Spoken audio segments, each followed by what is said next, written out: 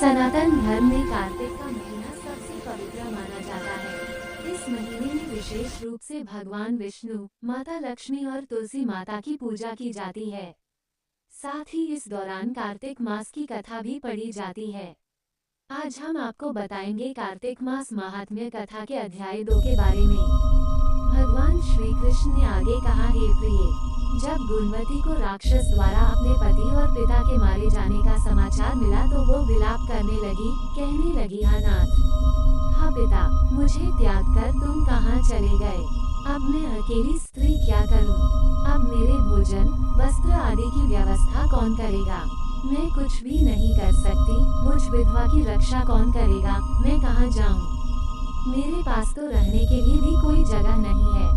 इस प्रकार विलाप करते हुए गुणवती धरती पर गिर पड़ी और बेहोश हो गई।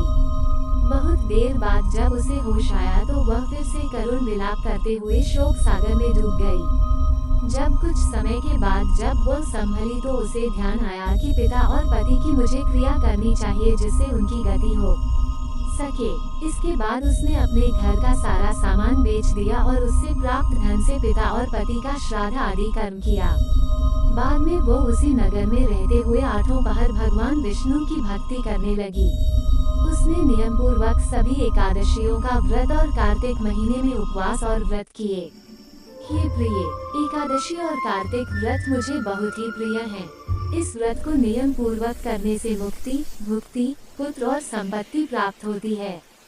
कार्तिक मास में जब सूर्य तुला राशि पर आता है तब ब्रह्म मुहूर्त में उठकर स्नान करने और व्रत व उपवास करने वाले मनुष्य मुझे बहुत प्रिय हैं, क्योंकि यदि उन्होंने पाप भी किए हों तो भी कार्तिक स्नान व व्रत के प्रभाव से उन्हें मोक्ष मिल जाता है।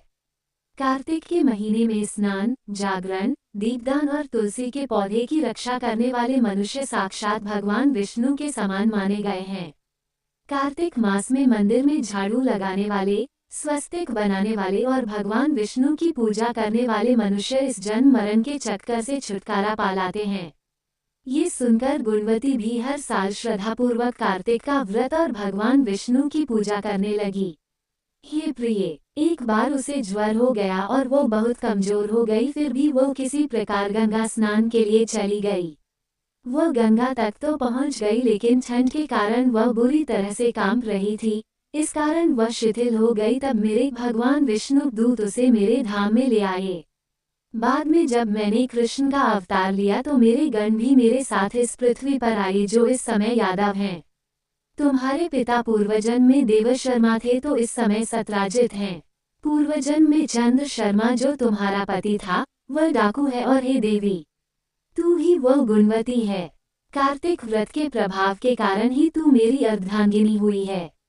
पूर्व जन्म में तुमने मेरे मंदिर के द्वार पर तुलसी का पौधा लगाया था। इस समय वह तेरे महलों के आंगन में कल्पवृक्ष के रूप में विद्यमान है। उस जन्म में जो तुमने दीपदान किया था उसी कारण तुम्हारी देह इतनी सुंदर है और तुम्हारे घर में साक्षात लक्ष्मी का वास है। चूंकि तुमने पूर्वजन्म में अपने सभी व्रतों का फल पति स्वरूप विष्णु को अर्पित किया था, उसी के प्रभाव से इस जन्म में तुम मेरी प्रिय पत्नी हुई हो। पूर्वजन्म में तुमने नियम पूर्वक जो कार्तिक मास का व्रत किया था उसी के कारण मेरा और तुम्हारा कभी वियोग नहीं होगा। इस प्रकार कार्तिक मास में व्रत आदि करने वाले मनुष्य मुझे तुम्हारे समान प्रिय हैं। दूसरे जप, तप, यज्ञ, दान आदि करने से प्राप्त फल कार्तिक मास में किए गए व्रत के फल से बहुत थोड़ा होता है और कार्तिक मास के व्रतों का 16वां भाग भी नहीं होता है। इस प्रकार सत्यभामा भगवान श्री कृष्ण के मुख से अपने पूर्वजन्म के पुण्य का प्रभाव सुनकर बहुत प्रसन्न हुई।